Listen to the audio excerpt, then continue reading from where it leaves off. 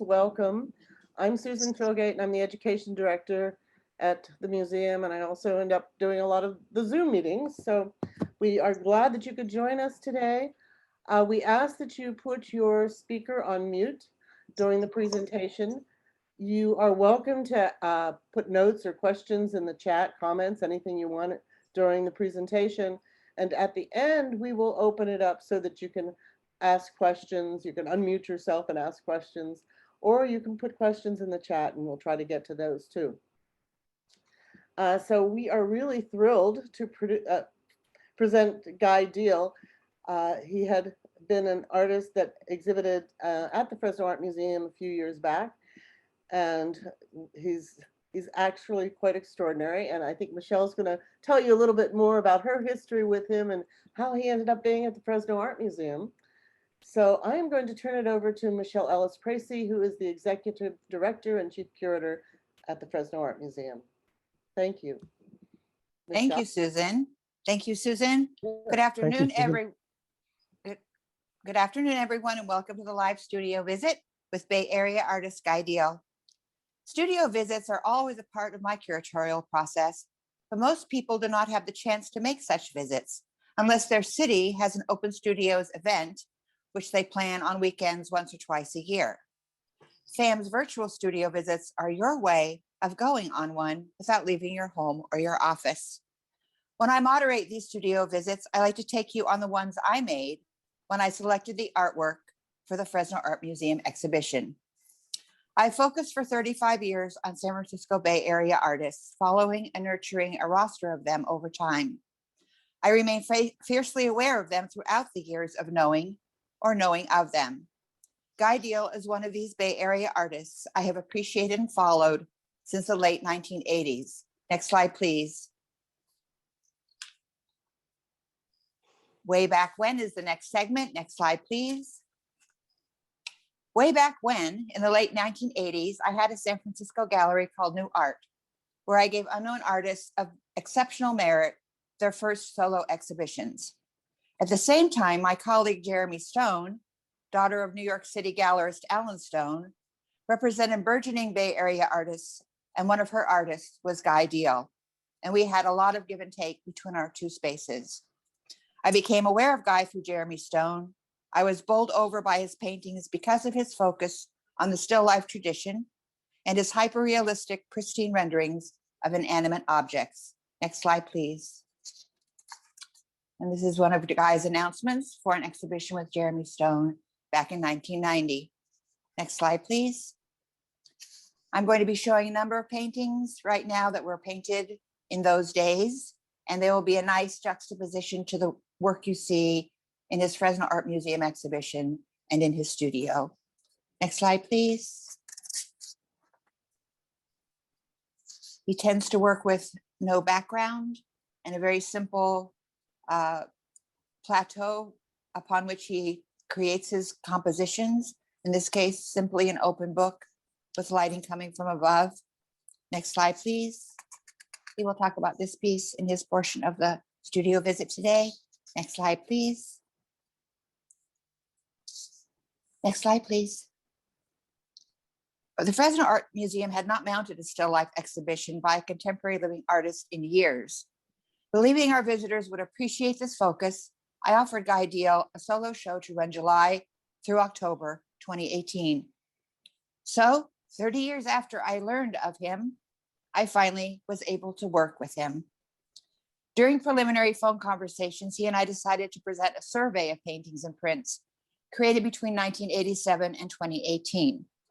Loans would come from the artist's personal collection, his San Francisco gallery, and from his printmaking facility in Oakland, California. And that is Magnolia Editions, of which you see the front doorway there. So I make my studio visit for the July exhibition in April. My studio visits for Guy were from 3 locations. My first took place at Magnolia, where the artist prints and also designs and proofs the tapestries made from his paintings, but printed in Belgium. Next slide, please. These are some stills of the printing facility in Magnolia. Next slide, please. Here's Guy working on a print at Magnolia. Next slide, please. The two tapestries that were in the exhibition are similar to these that are stored this way at Magnolia. So a number of artists work with Magnolia on making tapestries from their paintings. And so they are stored in tubes with little labels sticking out the end. And here's Guy working on the proof for one of his Billie Holiday tapestries. My studio visit to Magnolia was immersive, probably 3 hours long. And I've also known Magnolia founder Don Farnsworth from way back when, and it was very special to reconnect with him so many years later. At Magnolia, Guy showed me his print inventory, etchings, lithographs, engravings, and pulled unframed works from flat files, including printing plates. He also walked me through how his tapestries are produced from A to Z. Next slide, please. And this is one of the tapestries. This was in the exhibition. Next slide, please. This shows the other tapestry that was in the exhibition at the Fresno Art Museum, but this is hanging at Magnolia. You can see one of the staff people, I believe, working on finishing off the back of a tapestry. Next slide, please. This is one of Guy's tapestries. It is not finished for hanging. You can see the selvage on the edges. Those are ultimately wrapped up underneath. Next slide, please. As you can see here, that's the completed tapestry with Guy. Next slide, please. I also looked at prints, and this piece was in the exhibition at the museum. Next slide, please. This etching plate was taken out of one of the flat files, as you can see on the right, and this was placed in the exhibition. I like our visitors to appreciate process, and my wall text and my label copy often helps understand this about an artist. Next slide, please. So we're going to play a video about Magnolia Editions, and I'll continue my talk.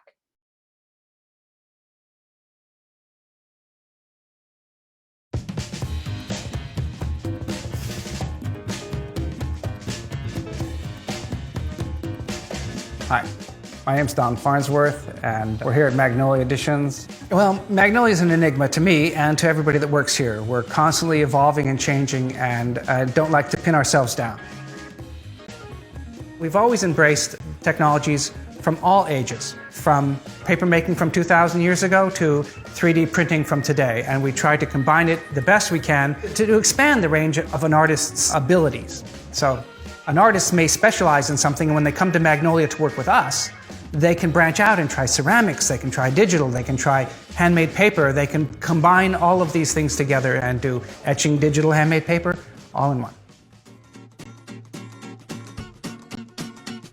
Magnolia Editions has pioneered numerous techniques in the printing industry, from translating photographs into tapestries to printing on ceramics.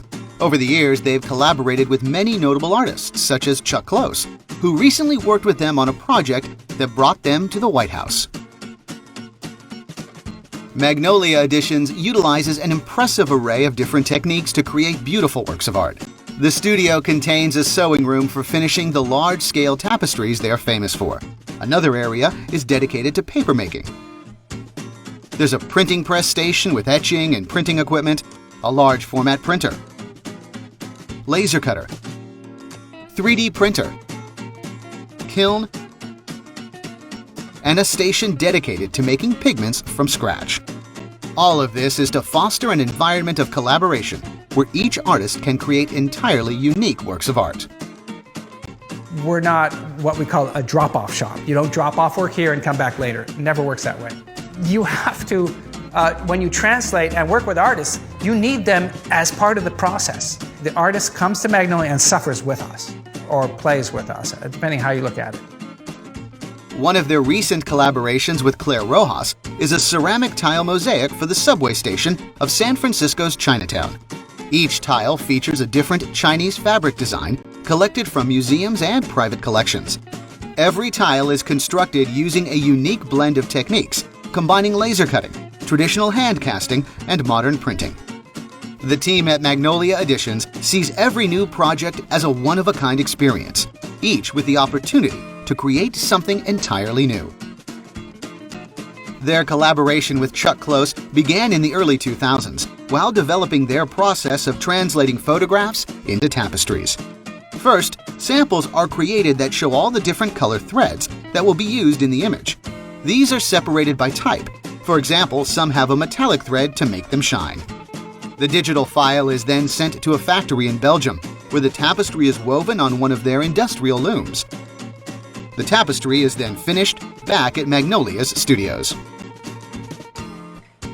We had done some tests with tapestries, and it looked like it was a Chuck Close to begin with. It was a texture, it was in squares, it was exactly the way this artist works. So I went to Chuck's studio and I showed him the idea.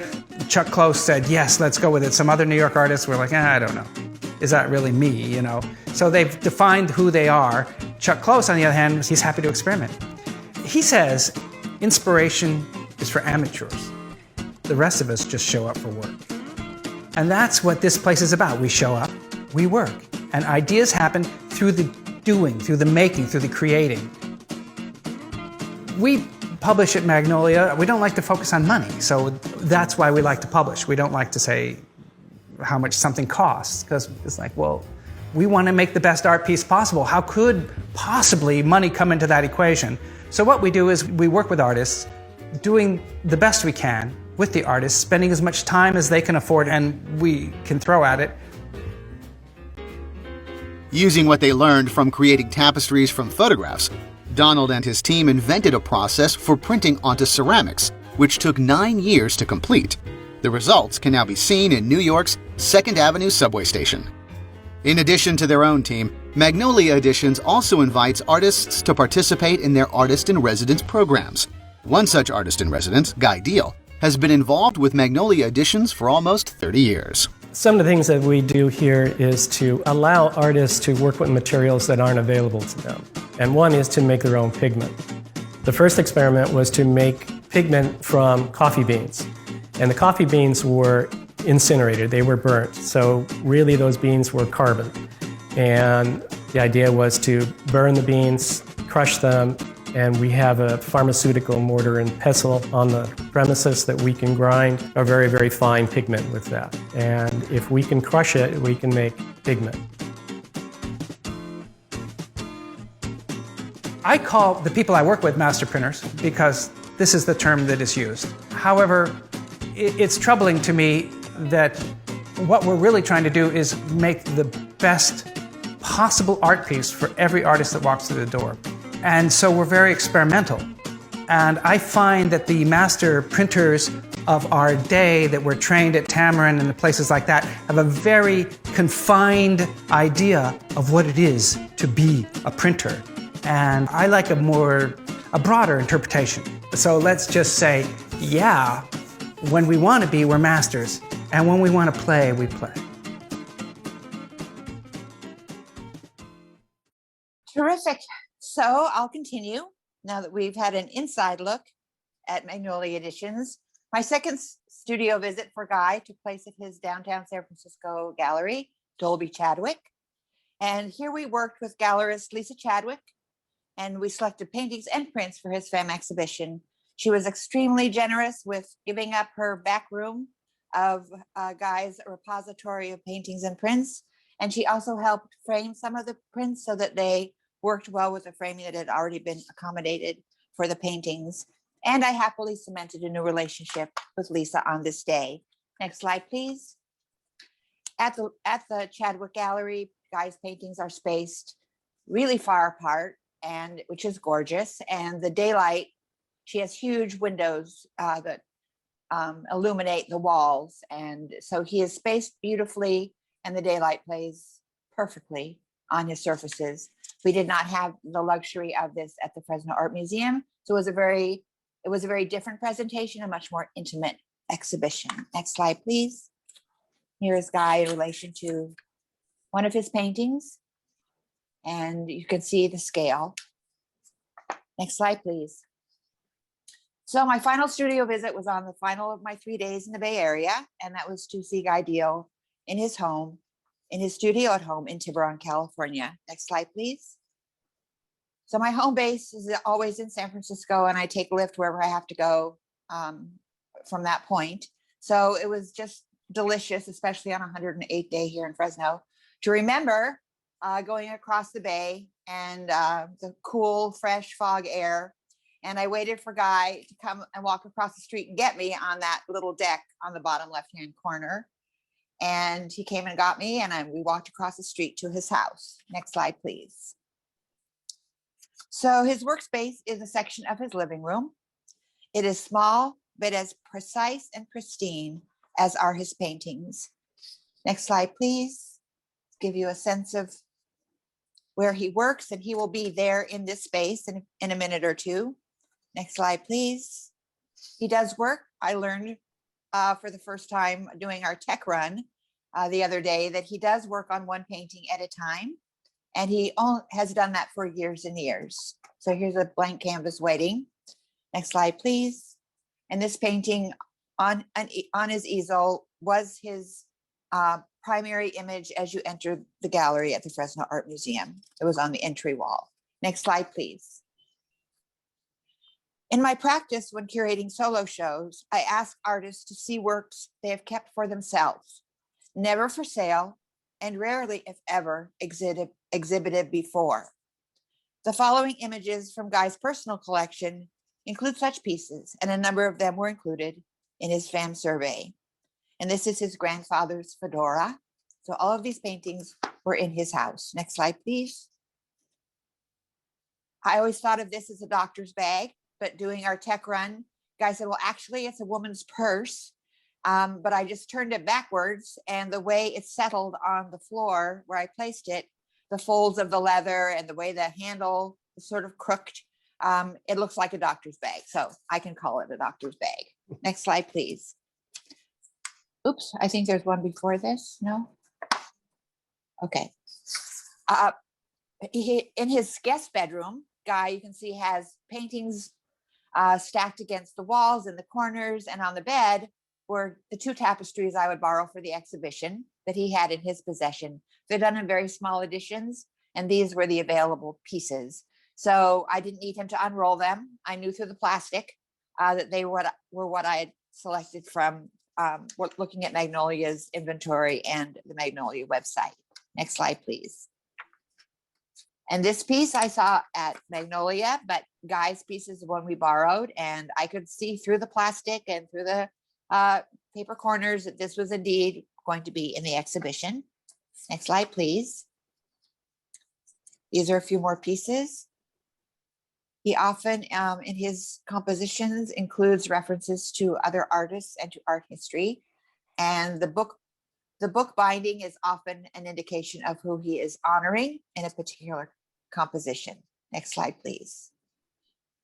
In the hot dog, we love the hot dog. We tried to find the hot dog etching plate at Magnolia. We went through lots and lots of flat files and we couldn't find it, but we were happy that the painting was in the exhibition. Next slide, please. And his eggplants. Next slide, please. And this is the painting of the pear tapestry that was in the exhibition. Next slide, please. Just more images to show you what he thinks to set up for himself, to challenge himself in abeyance to other artists and moments in art history. So we have a clear glass vessel, we have a postcard, we have a soccer ball type of round element. Next slide, please. And then I'll take you to the Fresno Art Museum exhibition. This is the entry wall with the conch shell painting on it. Next slide, please. And a close-up of that painting. And here you can be astounded by his ability to render clear glass with liquid in it, the surface, matte surface of a conch shell and its shadows, and then paper wrapped parcels on the right with folds and string. Next slide, please. So most people, whether they are aware themselves doing it or not, when they enter a gallery, they work the floor, they visit the space from left to right. So I'm bringing us in on the left-hand side of the exhibition, and the first thing you see is the tapestry of the magnolia blossom. And the way I hung the show because it was a survey, it did not have to be in chronological order as a retrospective should be. So rather than hanging it in chronological order, I hung it so that the pieces spoke to each other. They communicated with each other, and they were also communicating to you as the viewer. Next slide, please. Next slide, please. And then we ended the exhibition with this wall. On the opposite side of the Magnolia blossom, we have the pear tapestry. Next slide, please. And on the back of the entry wall where you saw the conch shell painting is a permanent exhibition case. And the curators at FAM tend to fill this case with elements that can explain how the artist works that's showing in that space, their materials, their tools, photographs of them at work. We kept Guy's case very simple, and I invited him to come a day early, and he came on the train and he brought a box with him. And in that box were things he could use to set up a three-dimensional composition so that you could see what he would paint from. So he spent a few hours in the gallery and he created this composition on the left. And in the center, we had a drawing, a graphite drawing on handmade paper. And on the right-hand side, we had a print floating in its frame so that you could see the edges of the paper and get a sense of that gorgeous surface. And then beneath it, we had the etching plate that I showed earlier. Next slide, please. This is a close-up of the three-dimensional composition that Guy built for you to appreciate in terms of the kinds of things he does in his studio. Next slide, please. Next slide, please. So here we have a photograph of Guy, and I believe this is an etching, Guy, that you did of yourself on the right. So before I introduce Guy and his portion of this virtual tour, I just wanted to give you some biographical information. You can put the portraits back up again, Susan. He was born in Pittsburgh, Pennsylvania, and moved to Pleasant Hill, California in 1960. He received his BFA from Cal State Hayward and his MFA from San Francisco State College. Since 1988, Guy has collaborated with Donald and Ira Farnsworth at Magnolia Editions in Oakland, and he is currently represented by the Dolby Chadwick Gallery in San Francisco. Guy exhibits nationwide, and his work can be found in the permanent collections of the Fine Arts Museums of San Francisco, the San Jose Museum of Art, the Oakland Museum of California, the Crocker Art Museum in Sacramento, and on the East Coast, Princeton University. Next slide, please.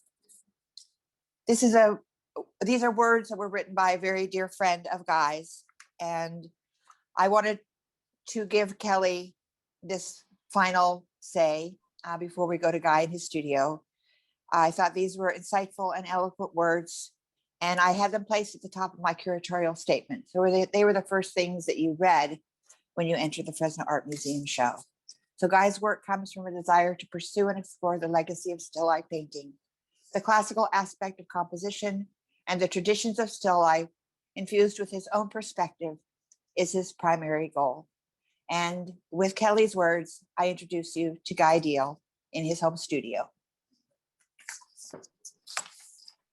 Hello, everyone. I hope you can all see me. Thank you, Michelle, for doing this, and Susan for moderating what's going on here in the studio and back there in Fresno. What I'd like to do today is to basically give you a little slide presentation of what I've been up to over the last 50 years, I guess. Since 1969, I've been painting in acrylic. And through those many years, I've been able to discover a lot of things about the medium and how, as an artist, you can create. Oil is the master medium, of course, but I chose to work in acrylic. And what I'd like to do with this slide presentation is just give you a little bit of a history of the Still Life series. And what I'm going to do is share my screen here with, let's make sure I find the right thing here. I want the desktop. And hopefully, there we go. Okay, so can everybody see that? Is that good? Yes, yes, it's good. Beautiful. Good, good. I want to go back to Magnolia just for a few minutes here. After working, or since I've been working with Don and Ira and the crew at Magnolia for 30 years, Don and I collaborated on a project that has meant a lot to us since October. And that project is, hold on, is recreating Picasso's guitar. And if you look at this, this is a photograph, 1913 photograph of Picasso's studio. And up on the wall there is this cardboard guitar that he made. I recently found out back in October that this particular guitar, along with other paintings of his, have come into the public domain. And so I chose to make a little model of it myself. And so I recreated it from cardboard, from all the photographs that I could get off the internet. And I had this little guitar, 1/3 scale, about 10 inches high. And Don and Ira came by my studio one afternoon, and we're taking a tour, and Ira said, "Where'd you get that?" And I said, "Oh, I made it." And Don said, "You made it?" And I go, yeah, it's in the public domain, and I just chose to make it. I saw it in New York and thought it was one of those things that'd be kind of fun. Well, Don said, "Well, we can make it at Magnolia." So that's what we've been doing since October. This is Picasso's original guitar, and it's 109 years old. It's at MoMA in New York. And it's very fragile. It's almost like a marionette. If it's picked up or placed, it distorts itself. Picasso used string and bits of glue and to make this guitar, basically. And so what I've chose to do, along with Don, is create a step-by-step construction guide for makers and artists and individuals to make their own Picasso Cubist guitar in a fashion that suits them. You can either make it basically by following the instructions, or you can make it with paper, plastic, whatever. It's a free download at magnoliapaper.com. We encourage people to take a look at the website. You do have to be a resident of the United States. There'll be a question you'll have to ask that you are, and that gives you the ability to download.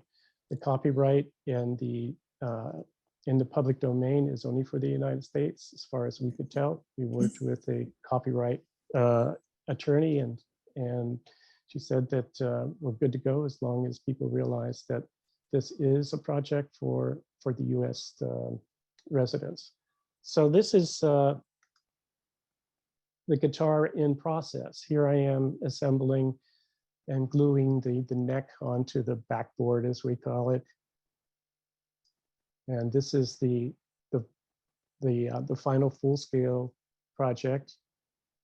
And again, it's at Magnolia Paper if anybody's interested in wanting to build their own Cubist guitar. And it's an educational instruction manual. It's really about the history of the guitar. How Picasso managed to do this is, I'm still dumbfounded by it, because it is a beautiful construction of just paper, and in the Cubist tradition, and for the most part, maybe the first Cubist modernist sculpture outside of that movement. So let's go to the next slide. Whoops, all right. Here, I'm going to use my keyboard here to shift about. Okay. So again, thank you for coming. Thank you, Susan and Michelle, and the Fresno Museum for allowing me to visit you today. And so this is the introduction. This is the studio. I've been here about 10 years in Tiburon. And over the years, I've had my storefront studios and my back bedroom studios and my outbuilding studios. And as years and decades go by, you realize that there's certain things you can do and certain things you need. So I try to keep my studio very efficient for the type of work I'm doing and the scale that I'm working on. Most of my still life paintings are life size or maybe slightly larger. And this little area of the living room is where everything happens.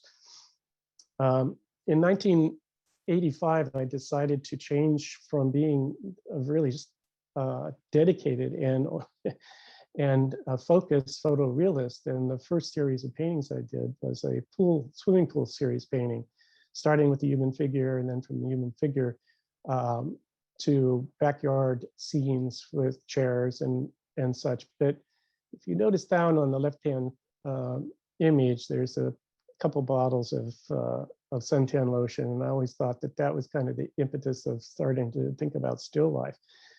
The figures on the left were two friends of mine that happened to live with a pool in their backyard. So I was photographing them along with other people that I knew at the time.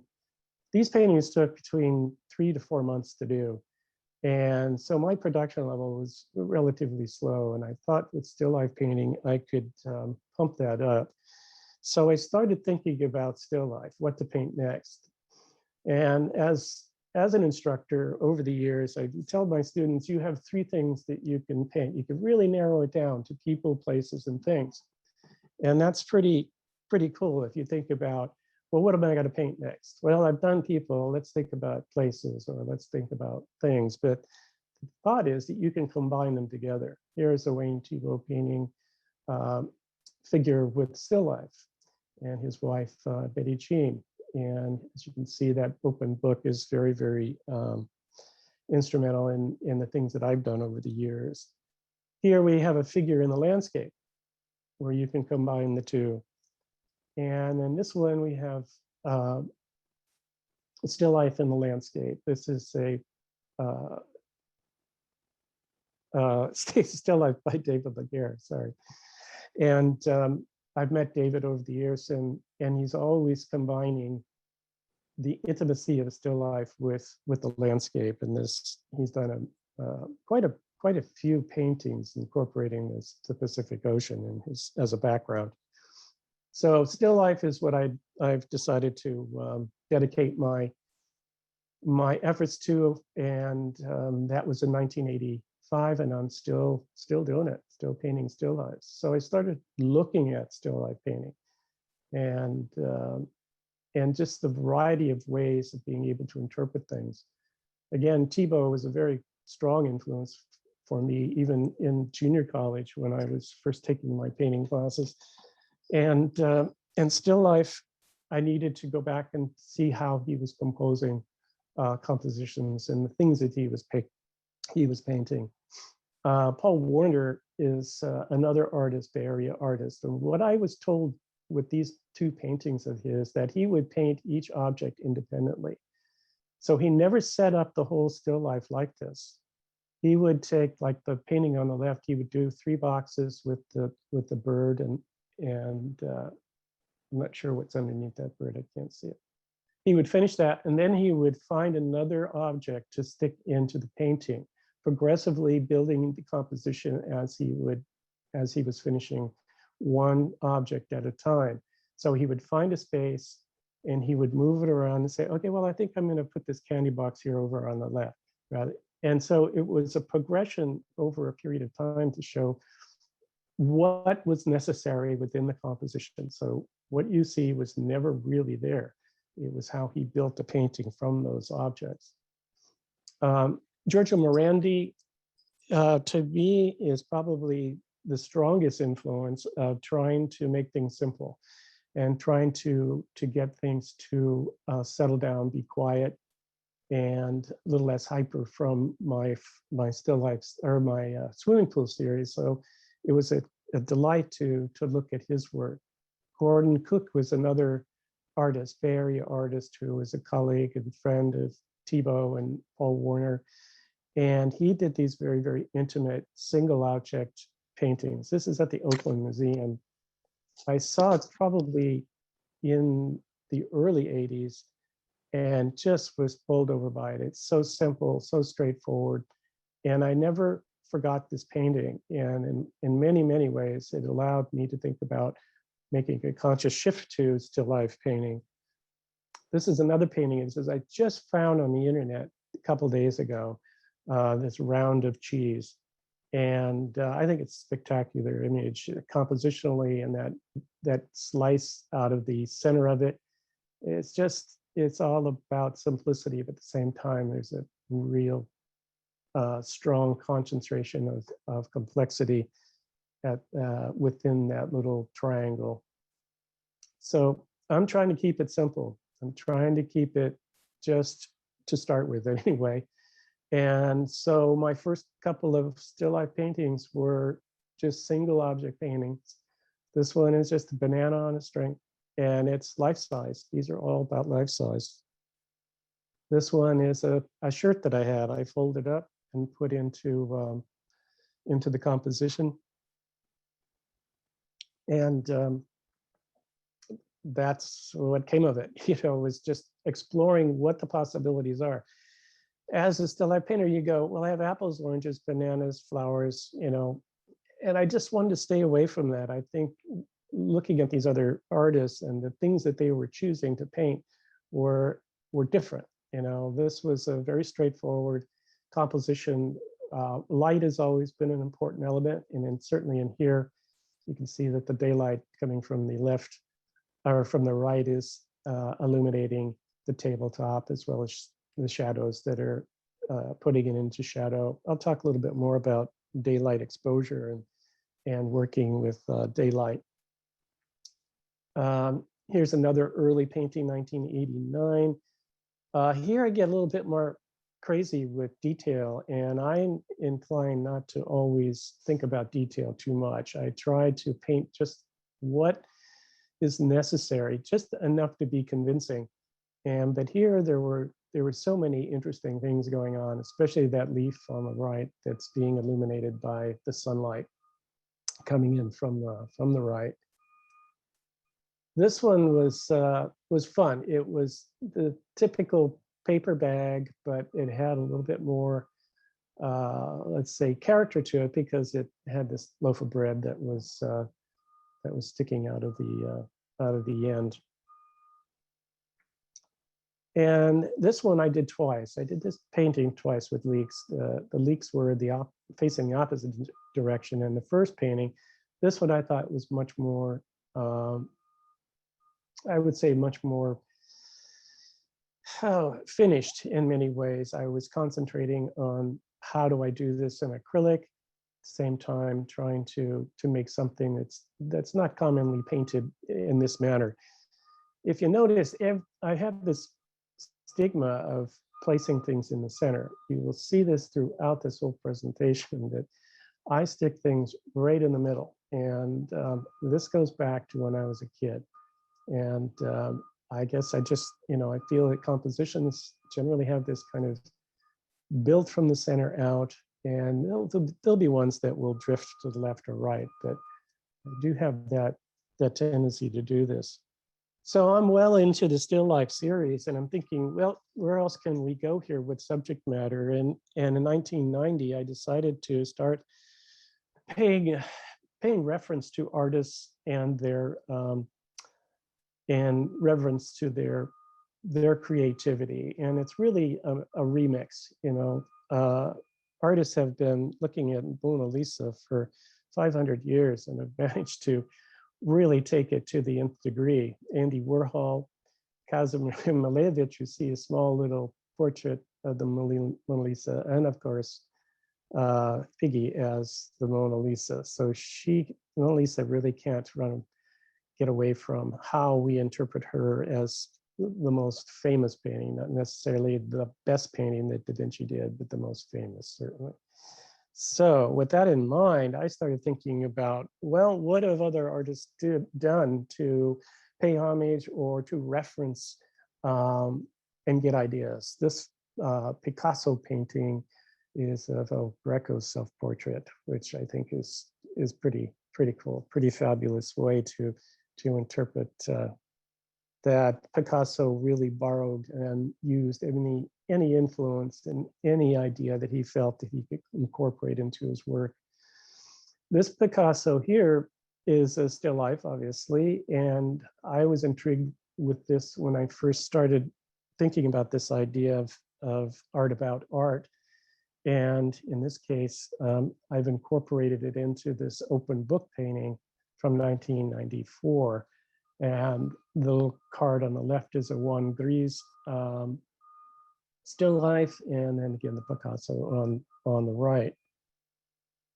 Now this one is a little different than the one that Michelle showed with the red book, but this is goes back a little bit to my thoughts about minimalism and just keeping things simple. And that card is a Picasso painting, and the book is really more of maybe what Gordon Cook would have placed or painted. This one here is a fun painting. It's called Four Napoleons. The card is the Ang's portrait of Napoleon, and then the other three Napoleons are in the box. So there's always room for humor in art, and a dear friend of mine has this painting, and every so often I get to see it, which is rare because a lot of times when a painting is sold, the artist never really sees it again unless it's brought for exhibition. This is obviously Magritte's The Empire of Light. I think he did 3 or 4 paintings in this vein. And I was asked by my gallery, Hackett Friedman Gallery at the time in San Francisco, to do a commission. And the story goes is that the collector who wanted the commission done bid on this Magritte and lost the bid. And so his family, his thoughts were, well, we'll have Guy do a composition with a painting in there. So their son, I'm not quite sure how old he was, said, well, he's got to have the pipe. He has to have the pipe in there. So the smoking pipe needed to be incorporated into the composition as well. And I was able to fortunately find a pipe in a used smoke shop here in Marin, and was so pleased that I could incorporate it. This is a reference to Morandi and the simplicity of Morandi's work from the 1950s, Italian painter that really holds his own in terms of contemporary or modern still life painting. What I like about his work is that he has this way to compress things, compress objects by putting them, and again, here I've stuck it right in the middle, right? Everything's in the center. The same with this, Letters to Morandi. And the stick that you see there is going to appear again in another painting, and I'll talk a little bit about that. But here I have to apologize for the image, because that bluish cast to the left side of the painting is really not quite that severe.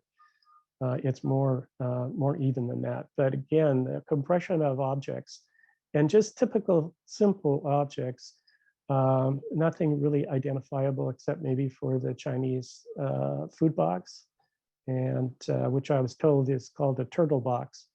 And a turtle box was something that when you went to the 5 and 10 in the 50s and 60s, and you bought yourself a turtle, they put the turtle in the takeaway box.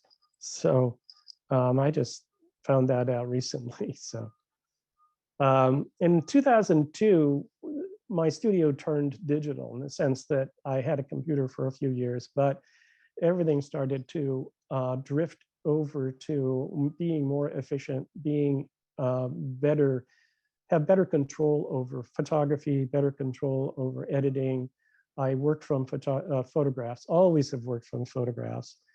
And with the digital camera, a lot I was able to do with the camera and in Photoshop. And this particular painting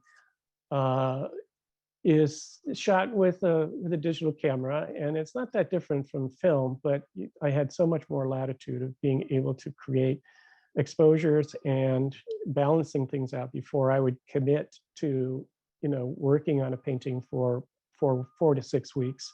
And that's what takes these current paintings of mine. Early paintings I would do maybe in a week or maybe in a couple of days, which was different than the Pool series, which took 3 to 4 to 5 months. And so I was getting some product manufactured, and my galleries were always pleased to see that there was more work to show. Now, the text in these paintings are something that I wanted to talk about, because in Photoshop, you can create text, you can print text, and what I would do is I would create a stencil from a printed text by taking a piece of masking tape and placing it over a piece of plastic, and that plastic would be placed over top of the text, and I would hand cut out all of the letters.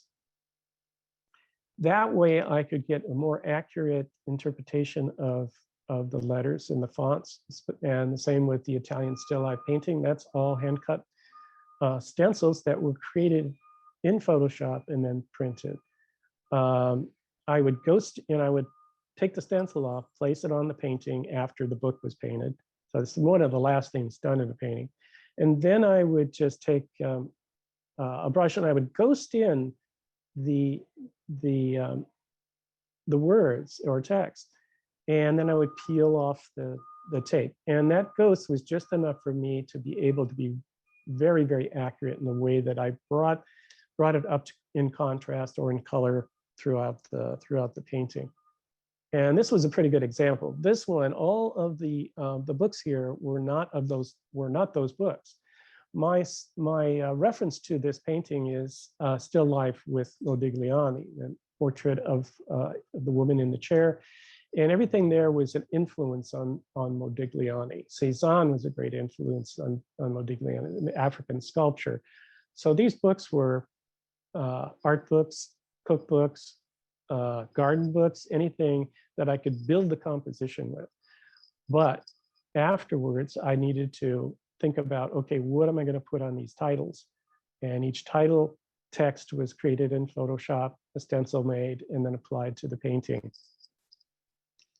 And this one celebrates the 100 years of modernism, which is 1913 to 2013. And the same thing in this case. The books are, I think that Paris, Berlin book I did have for a while, but all the other text was hand cut and handmade. The Armory Show, which was the show that started the modernism period in the United States as well as Paris, and then the Eiffel Tower by Robert Delaunay, I thought was appropriate for this particular painting. Now this is a David Park, a rowboat painting, and someone asked me at an exhibition, what's with the stick? Why do you stick sticks in your compositions? And as you can see, by removing the stick, it really changes the whole composition. It becomes very, very heavy at the top and certainly to the left. Now, if I bring the stick back, it allows a little bit more balance. And as I said to the individual, I said, yeah, and it helps hold up all that dark stuff, so I'm always looking at ways of creating interest and getting the eye to move around within a painting. Now, in 2014, I had the opportunity to meet photographer David Bishop at a little party, and David was familiar with my work and said, Guy, have you ever worked with daylight in setting up your exposures for your setups? And I said, no. Typically what I would do is, this is my studio, and here you have this huge umbrella that softens the light from this key light from the left, but you can see the still light or still life objects in the center. And I would photograph that and go from there in terms of what I would do, whether it would become a painting or not. Well, David said, well, why don't you bring your kit over to my studio? And he's a commercial photographer and has worked with both daylight and studio light. And he says, come on, we'll work with daylight. And so what he showed me was that daylight had a softer, more, I wouldn't say it can be very romantic, and depending on the time of day. This is my kitchen table now, and the window's off to the right. And what I'll do is I'll set up a still life, and I will wait through the day and see how the light changes, or I will take baffles and I'll take cards to narrow the light and just create a more interesting, what I think these days is a much more interesting, less contrasty, less saturated composition. And here you can see the setup, so in the background is the setup, and you're actually seeing the image through the camera lens there. But I would wait, I'd come back, maybe an hour later, it would change, the shadows would change, the lighting would change, contrast would change. And in the morning, I get a lot of direct light. So that was always good to play with. On the left is the digital source image that I work from. So when I decide to commit to a specific image, which may be 20 or 30 or 40 setups and subtle changes and in the composition, I'll take the photograph, then decide, do I commit to this? Do I commit 3 to 4 to 6 weeks doing the painting? Painting, as you can see, is on the right. And here's a close-up of that painting. So source images are very important to me, but I would say about 90%, when the painting's 90% done, the painting starts talking back to me, and it's telling me what it needs. And most likely it's not what the photograph is showing. It's something that I have earned through doing the painting. And like I said earlier, I paint just enough to be convincing. I think many artists can and have the patience to paint more. And with me, I like to see a brushstroke every once in a while. That is just as much a part of it as anything else. In this slide, here you see, because I'm working with acrylic, I have the opportunity to use masking tape.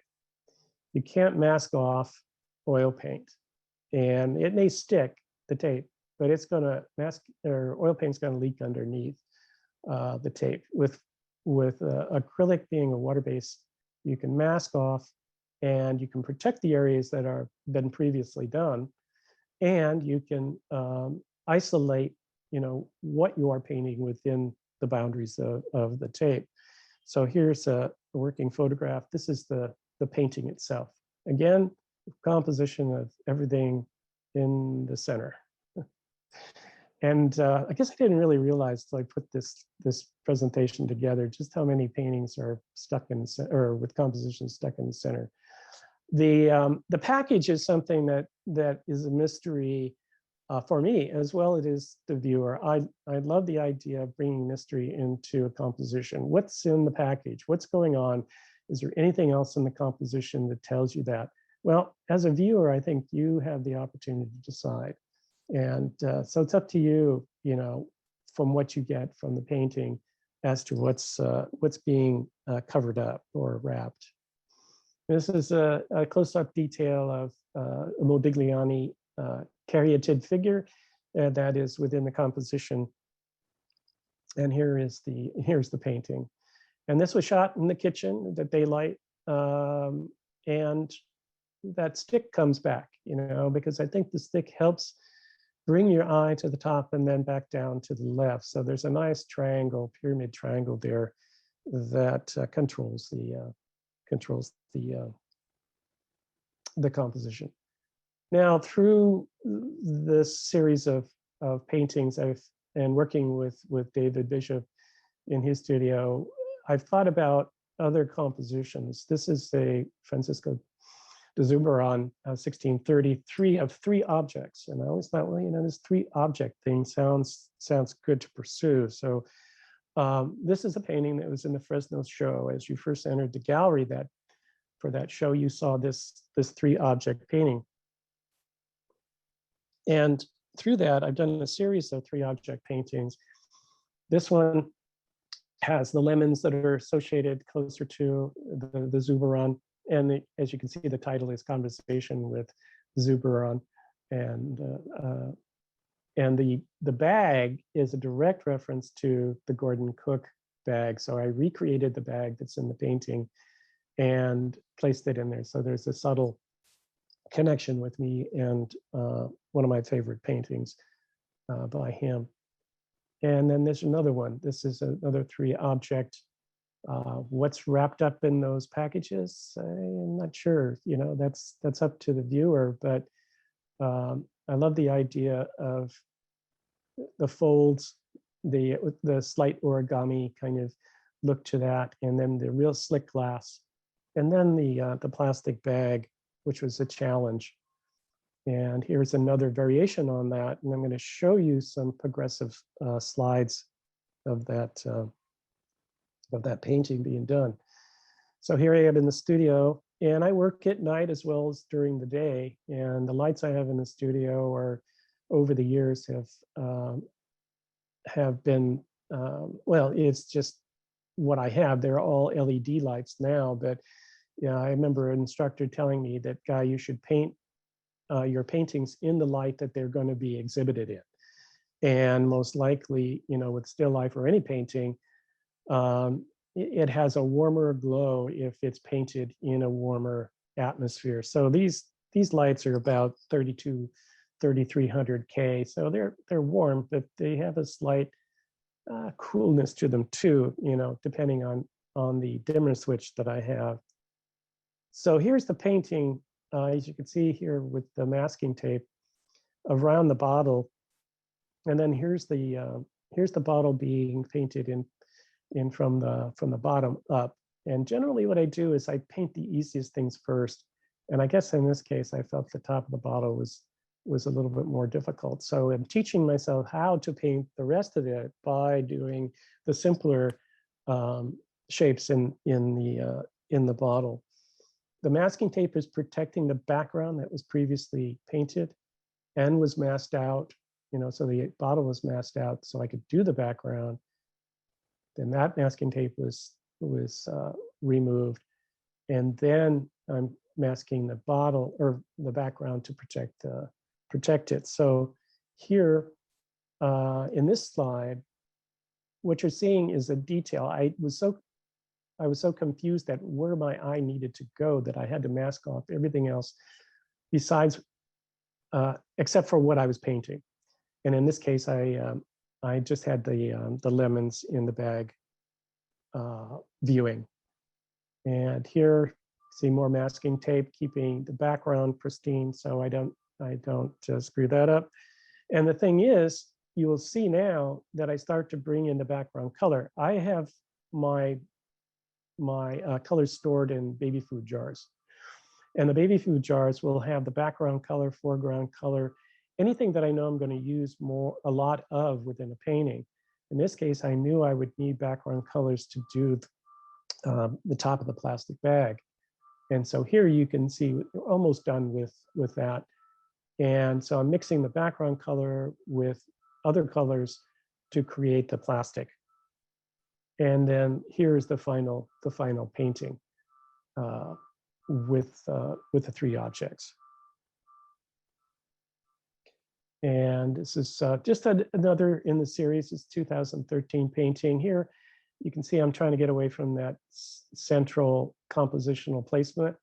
And we have this orange ball over to the left, which really dominates a lot of that left side of the painting. But I think that cluster of glass and the calipers seem to balance things out okay. And now here we have a compression, not inspired by Morandi, of course, but in this case, these are letters from Man Ray. And Man Ray is one of my favorite artists as well. And so I thought, well, you know, a book could very easily fit into that. So it needed a title and really has probably no association with him directly with the things that he created as an artist, but I did like the idea that they were letters from Man Ray. This is a painting by, or these two paintings are by Stuart Davis, American painter from the 30s and 40s. And this bottle of antiseptic called Odal appears in two of his paintings. And I thought that bottle was really kind of cool, and that it had this crook neck, and it's a disinfectant that was given to soldiers during World War II or World War I, and to put in their shaving kit. So it was you could, like Listerine, you could gargle with it, you could, treat a wound or whatever. And that product's still available now in Europe. And but that bottle was fascinating, and I was able to buy 3 of them on eBay. It's a white glass bottle. They come in plastic now, probably. It's a white glass bottle, and I love the shape, and it's so different from everything else. This is Still Life with Robert Delaunay, with his Target painting from probably the late teens. So 1919, maybe, somewhere around there. And this has a lot of things. The marble, the wrap packages, the red liquid, the cue ball. So I'm really getting complicated. So I'm getting away from this idea of keeping things simple. But 2002 came along, and like most artists, among everybody else, we had to decide we needed to stay inside and protect our families, protect ourselves. And I would go out for a walk, and I was realizing everybody was doing takeout only. And I thought the subject matter alone would be perfect for this period that we're going through and hopefully getting out of. So I did a series of takeout only paintings based on throwaway containers. And I've done maybe 5 of them. And so I wanted to show you this one. And this one that illuminated orange in the cup, that light was actually created artificially. And so it was daylight, but we brought in a secondary light to illuminate that. So I'm more than happy to experiment and get a look that tantalizes the viewer and gets person to think about, wow, that's pretty interesting. It's just normal stuff. How many of these have you thrown away? And pizza boxes. That was the other thing. I would go do my recycle here, and there'd be pizza boxes, and so I gathered a couple of them to incorporate into compositions. So this is a fairly new painting this year, and again, the package comes into play, and it's a stack of cards with Warhol's $, and it's called Conversation with Warhol. And I think that's it. So if you're interested and want to see more of my work, you can certainly go to guydiehl.com. I'm going to exit from here, and I guess Susan, or Michelle, do you want to get back on? How do I do that? There we are. Okay, so here I can't hear you though. Because I Yeah, muted myself. Okay. Oh, can you hear me? Yes, we can hear you. Oh, good. I'm back on. Okay, great. So Yeah, yes, I had been emailed a few questions, but I think you pretty much answered most of them. Well, one was, how many photography setups do you do for each painting? We know that you do them, but how many? yeah, no, that's a really good question. I'm going to bring the screen a little closer, so a little bit more intimate here. There. Usually what I'm setting up for still life, it's finding the light, finding whether it's daylight or working with studio lights, finding the light, and then bringing in objects. And generally, I'll just start setting things up. And most of the time it's pretty cliche, it's just things, you got to get past that cliche element. So there's a lot of kind of wasted exposures. That's the nice thing about working digitally, is you can take a lot of shots and then you can review them and say, okay, well, where can we go from there? But I would say for me to select an image for a painting, to commit to an image, there's probably 25, 30 shots, maybe even more. And within that, I'll find one and then decide, okay, what else can I do to make it a little bit better? Can I control the light? Can I do a little bit different positioning? And that's usually post. So I'm going through all these photographs, and when I do commit to that, I will then have from the digital file, I'll have a slide made. And strangely enough, there is a company in Albuquerque that makes slides from digital files. Wow. And so what I'll do is have a slide made, and then when I get the slide back, I will project it onto the canvas, and I will trace off probably about 75 to 80% of it. And the rest of it is then completed with hand drawing, and make sure everything is plumb and perpendicular to everything else. And then I'll have a print made, and I usually have that made at Magnolia, and they make a good source image for me to work from. So the first thing I'll do is go ahead and do the background, and then, but to answer your question, yeah, there can be quite a bit. And I think the days of film, you really had to look it through the camera, and you had to adjust, and you had to go back and look at the camera and adjust. So you were never really wasting film. At least I couldn't anyway. And those were the starving years of being an artist, the decade years of pinching every penny to make sure that you got the images that you wanted. So, Great. Anything else in the? There was one other question. What do you listen to music when you paint? I do, yeah. I think it depends on my mood. If it's been a long day or a hectic day, or it's early in the morning, I may need something a bit more lively. But I'm at this point where I will drift from classical music or jazz or blues. I mean, it really, really depends. But yeah, I like having music on. In the past, I would have a movie on, and I'd watch a movie. But those days are gone. Those days, I think, only because my concentration, it's hard to watch a movie and paint at the same time. So then I went, well, maybe I can watch documentaries. And then, because you don't have to always have your eyes on the screen for a documentary. Well, I got to a point where some of these paintings were requiring so much attention that I couldn't have any other distractions. So I would have music on, and that's kind of where it's been. And some nights when I'm working, it's just totally quiet.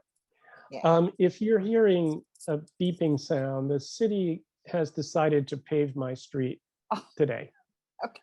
And the paver, the paver isn't here, but there's a lot of beep, beep, beep, beep. So if you hear that, I apologize. And hopefully you won't be much of a distraction. But yeah, no, music is certainly an important part of my life. And it's, you go back to old favorites, and old tunes and revisit those. But yeah. Thank you, Guy. Does anyone else have questions they would like to unmute themselves and ask? You're welcome to. Well, I see Michael Brunsfield there. Oh, good. He should have a question. I know he has a question.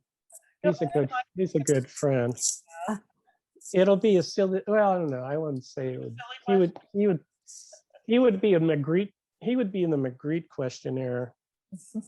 But yeah, no, I think the whole reference to art history is real important to me. And I think the more and more I've done these references to artists, I've had to study, and I've had to really investigate what it is that I like about their work. And the modernist period from Cezanne onward, Van Gogh, the Van Gogh period actually entered into modern painting And we all say that the Cézanne was the father of modern painting, and then the Fauve painters, and then Picasso and Modigliani and those guys. I mean, they just modern art is a real important background in my life. And when I was growing up in Pittsburgh, Pennsylvania, Calder was a great influence, not only because of the scale of his work and the whimsy, you know, and it got me thinking about art. You know, what is this thing, art? You know, because I was always playing with crayons and, you know, and watercolors and stuff. And that was, you know, seeing his work. And then I was fortunate at the same time of this Calder exhibition and this big Calder hanging from the ceiling, I was taken to other galleries by my parents and looking at things on the wall and like, wow. And then the church I went to had paintings, you know, on the wall. And I was fascinated by the fact that somebody painted these. Maybe not so much because it was realist or religious, but the fact that it looked so real. And I was going, what? How do you do that? And from a very, very early age, I started thinking about, you know, making things look real. And it started from there, you know. So anything else? Anybody else? I can talk about my setup, you know. That's one thing I wanted to cover. Working here in the studio is, I'm going to point this down to my tabaret, which is, whoops. Yeah, we don't want to lose you here. I got to roll this back a little bit. Okay. Are we stuck? Yeah, we're stuck. Okay. So the tabaret that I have here is one that I had built about 25 years ago, and it's a Corian top with a glass top. And I hope you can see that. Maybe I can go back a little further. Mm-hmm. Does that help? Yes. Can you see? Oh, good. There we go. And this has been a vital tool for me. Underneath, I have drawers, which I store my tools, and then paints are assorted out by color. So I have six dividers in here. So it's basically red, yellow, blue, you know, green, violet, and orange, and black and white pigments. But the main thing about acrylic that I think people are frustrated with is because they dry so quickly, right? And the way I see it is that's an advantage, and at the same time, it's a disadvantage. And what I do is when I set up my palette, I have this little plastic frame. It's a box frame, and that keeps the pigments dry, or keeps the pigments from drying out. But what I do is I spray the glass with alcohol to kill any bacteria, and then I wet a towel, a good sturdy towel, and I place that on the glass, and then I put my pigments out on that, and that helps them from drying out. And at the end of the day, I just take my cover, I spray the inside of it, and I just place it over the pigment that I haven't used. And that can last up to 5 days, depending on make sure that, you know, you're not growing anything.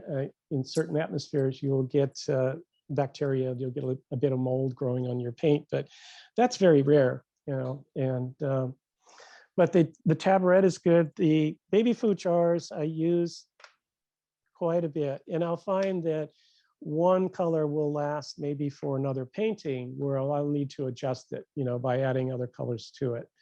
But that's always been, I think I've done that forever. I can't imagine, even when I was doing the pool series and I was doing these backgrounds in the pool series, I always had a reserve of colors that I knew that I would need later, and match up edges, you know, or even if I drift over into a background that's already been painted, I know that I have that color to make the correction from that. So that, yeah.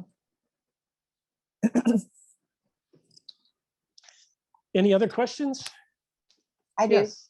So Guy, you show with Dolby Chadwick, and you Yeah. told me during one of the tech runs that you show every few years. You have a solo exhibition, sort of on a 2-year. I do. Yeah. Yeah. I've been working with Lisa since 2010. I just had my 5th show with her in December. Okay. So I'm scheduled, I guess next year, late Okay. next year. Yeah. Okay. So and that'll be good because we're thinking about doing a book, and then we have a narrative biography for that book that was written by Matt Gonzalez. So we will incorporate Matt's writing with the galleries or with my paintings. One of the other things I wanted to talk about for artists was that the legacy of one's work is important, especially when you begin to realize that you're painting a lot and you're accumulating a lot of work. And that I had an opportunity to study with Mel Ramos, first generation pop artist, and with Bob Bechtel and Richard McLean, who were photorealist painters. And the nice thing about them is the inside, what goes on in their studio. And one of the things was record keeping, and the whole idea of making sure that your paintings have an identity, and maybe not by title so much, because a lot of artists will have untitled, but it won't be untitled number 1, untitled number 2, untitled 300.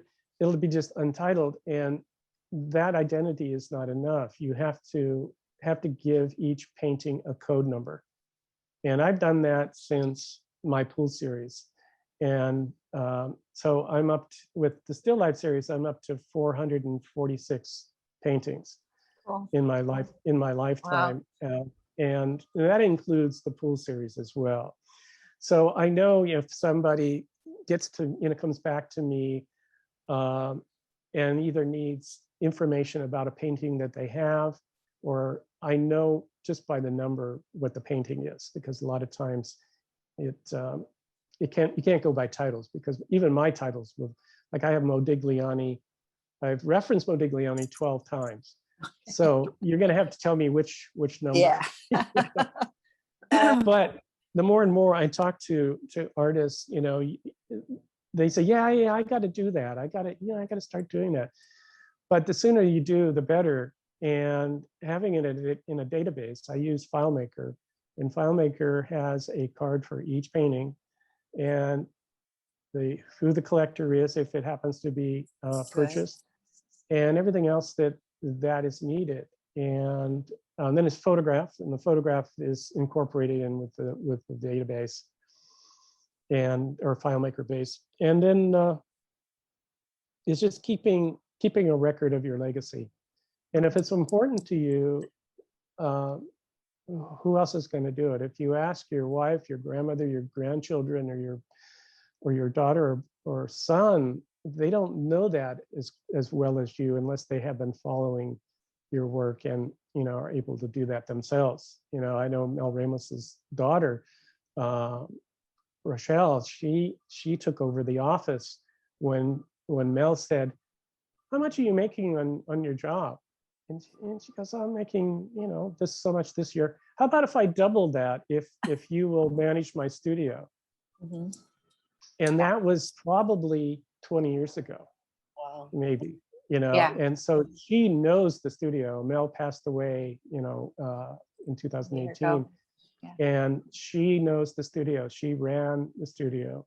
Prior to that, he was, but he felt that she could she could take over.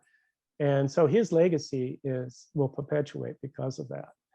And so I try to keep, my studios organized in that regard as best as possible for anyone after me to be able to identify, where paintings are, who they belong to. And people, artists don't think about that so much, and especially when you start accumulating a lot of things, especially drawings. I have a code number for drawings, I have a code number for watercolors. And it's just like for the still life, it's SL, 445-A, and A is for acrylic. You're And then if it was a watercolor, then it would have watercolor WC at the end. Yes. You're Somebody a speak. curator's dream. What's that? You would be a curator's dream, I said, because of the records being so great. Guy, I noticed there was another question though, from Carmen. Yeah. Carmen wanted to ask a question. Yes, By the Carmen. way, is our artist next month. Okay. Congratulations. You'll enjoy this. This is fun. I love you. I love your work, your painting. Oh, thank you. I saw your exhibition at Fresno Art Museum, and really I am delighted with that. I would like to ask you something. How Sure. do you make a link with tapestry?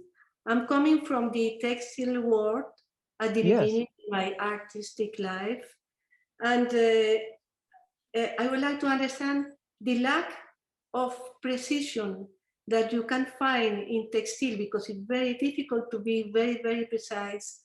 How you can deal with this? Maybe you have other reasons to choose tapestry. Yeah, she's talking about the resolution of tapestry, and what Magnolia Editions has done is increase the resolution. It's almost doubled what it used to be.